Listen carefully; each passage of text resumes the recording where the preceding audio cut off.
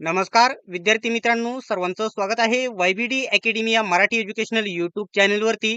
विद्यार्थी मित्रांनो, 13 जुलै या तारखेला आदिवासी विकास विभागाचे परीक्षेसाठी नवीन सुधारित वेळापत्रक आलेले आहे. त्याच्यानुसार 28 जुलै पासून तुमचे पेपर सुरू होणार आहेत.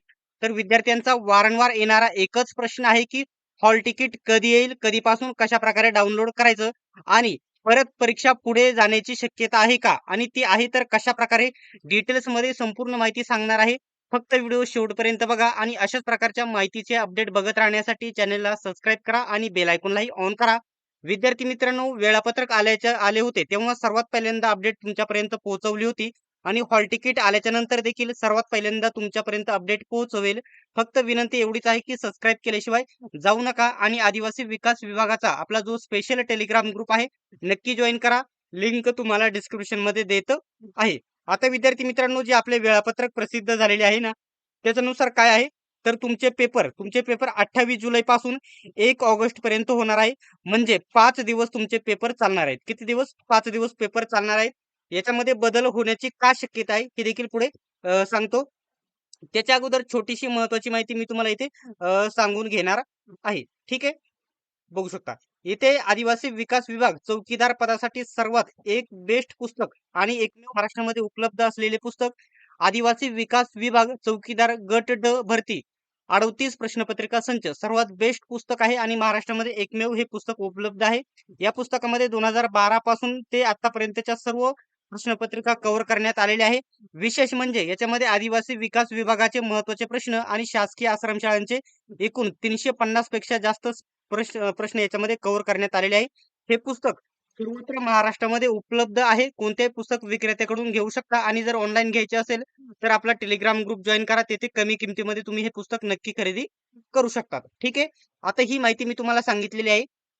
आता परीक्षा पुढे जाण्याचं कारण देखील मी तुम्हाला सांगणार आहे, परंतु ते अजून निश्चित नाही. कोणी या ठिकाणी या संभ्रमात राहू नका की परीक्षा पुढे जाईल. परंतु माहिती माझं सांगणं काम आहे, त्याच्यामुळे प्रॉपर माहिती मी तुम्हाला येथे देणार आहे. ठीक आहे, आता तुमची हे जे वरील वेळापत्रक मी दाखवलं, या वेळापत्रकानुसार तुमची 28 तारखेला तुमची परीक्षा सुरू होणार आहे इथं, आणि परीक्षेचे 7 दिवस अगोदर तुम्हाला या ठिकाणी हॉल तिकीट उपलब्ध होईल असं म्हटलेलं आहे. आणि इथं बघू शकता मी पूर्ण प्रॉपर ही माहिती तयार केलेली आहे. तर 28 जुलैला तुमची काय होणार आहे, परीक्षा होणार आहे. पहिला पेपर असणार आहे 28 जुलैला. म्हणजे काय आहे, हा 28 तारखेचा हा पेपर देणं, आपल्याला ही तारीख धरायची नाही, कारण त्यांनी म्हटलेलं आहे या ठिकाणी परीक्षेच्या 7 दिवस अगोदर तुम्हाला उपलब्ध होईल. आता 7 दिवस बघू शकता इथं, 22, 23, 24, 22 जुलै, 23 जुलै आणि 24 जुलै. त्याच्यानंतर 25 जुलै, 26 जुलै, 27 जुलै, हे झाले 6 दिवस. म्हणजे 7 दिवस अगोदर, म्हणजे या ठिकाणी तुमचे हॉल तिकीट एक्झॅक्ट 7 दिवस अगोदर 20 तारखेलाच यायला पाहिजे. 20 तारखेला यायला पाहिजे, म्हणजे 7 दिवस अगोदर होतात. कारण 21 ते 27 हे 7 दिवस होतात अगोदर.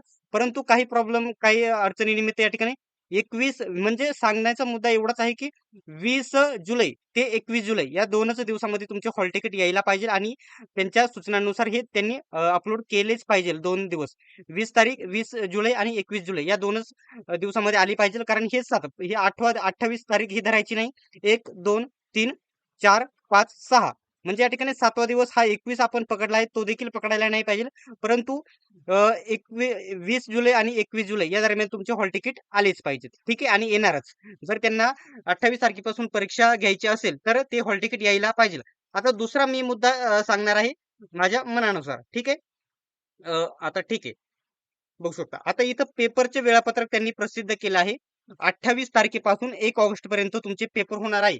परंतु याच्यामध्ये एक विशेष मुद्दा असा आहे, की बघू शकता हे 29 जुलै आणि 30 जुलै या दरम्यान कोणते पेपर आहे, तर या ठिकाणी कशाचे पेपर आहे, तर कामगार विभाग आयुक्तालयाचे पेपर आहेत.